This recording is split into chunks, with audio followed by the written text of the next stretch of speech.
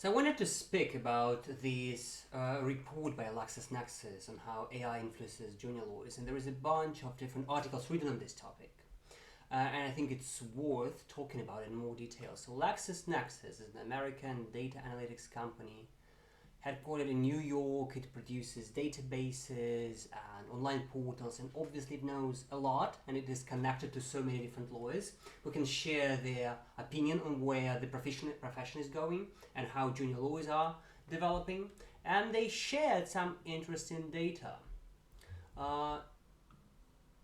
So one of this is that they have spoke to hundreds of different lawyers, around 1,000 lawyers from major law firms and in-house departments, and they have identified these problems that they have. So as you can see from the data, this is deep legal reasoning and argumentations, verification and source checking skills, comfort with ambiguity and complexity, access to mentoring, and others. So I think there is not much debate on the fact that these problems exist. I think everyone understands that with the use of AI as a junior lawyer, you often don't know when to use AI, how to use AI efficiently, and how to verify the output from your AI system. I think the most interesting part here is how we can approach resolving this problem. And this is what they share, is that, okay, we can use AI as a thinking partner rather than a shortcut to answers, and 52% of respondents said we can do verification exercises that require juniors to check AI outputs against authoritative sources. So in my opinion, just like this article says here, both of these options are not very effective. So as it is written here, indeed it will be too easy to let a thinking partner do thinking for you, especially when pressed for time. So it's like when you have a kid and you give them candy to teach them discipline.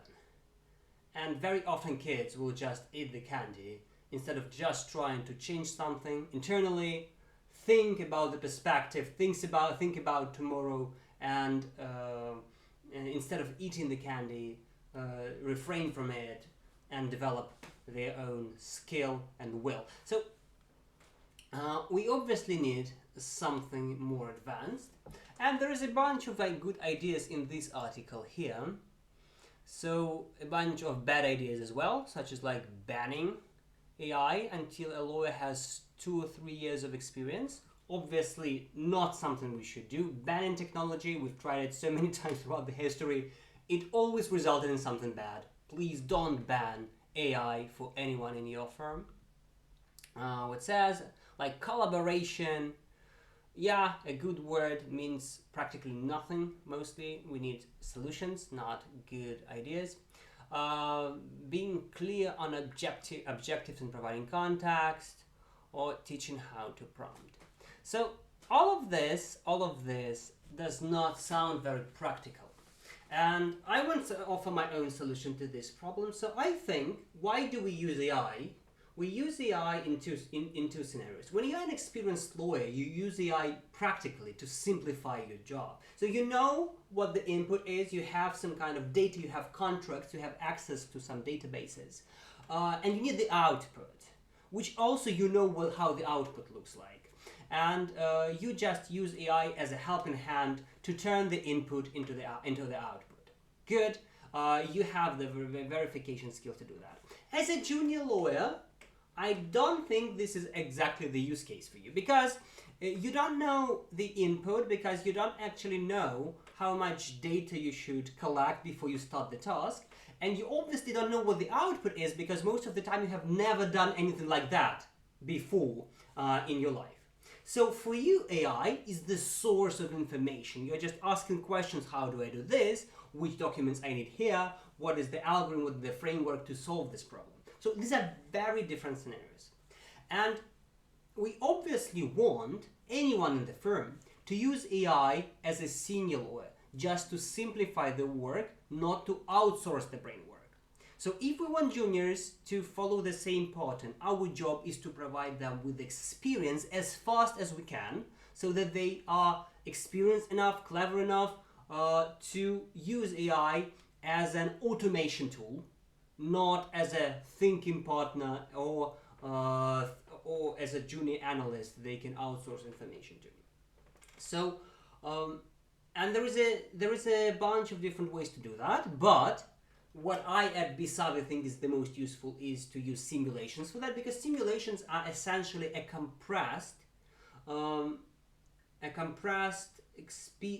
experiences from different lawyers, from different departments, from different projects, who can help assemble all these experiences into one short training and efficiently pass this information to a junior lawyer. So if you want to have, if you want me to give you some kind of an example, is if you remember the Matrix movie, and you remember that Neo was sitting in his chair, and all the martial arts skills were just uploaded into his head, and as a result he became much more experienced in a very short period of time. We need to do the same with junior lawyers. We just need to figure out what is the best way to upload stuff, and obviously just giving them access to information is not the solution, because this is not the way we learn, not the way we train. Because we might have access to all the books, all the libraries in the world, but we've had this access for 40, 50 years already, and we have not seen a drastic change in how clever people are. Because just giving access, just providing access is not enough. You need to have some kind of a training environment which stimulates people to acquire new knowledge and put it into practice. And simulations are obviously one way to do that. Maybe there are others, always happy to talk about this. But I think this is the most important insight from this work, is that we need to focus less on the problem and what the problem is, but we need to focus on the solution.